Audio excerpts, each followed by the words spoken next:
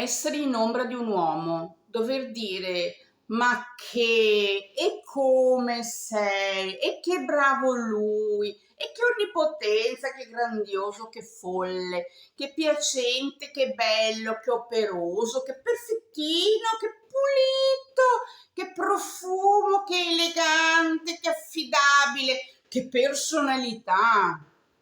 E chi ne ha più ne metta. Ombra della donna, universo maschile. Hai messo i pantaloni bianchi? Prendi le chiavi di casa. Hai chiuso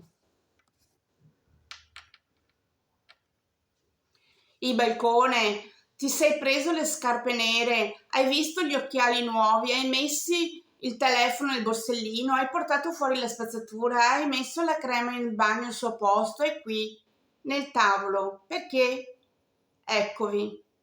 Ed eccomi. Ed eccoci. Ombre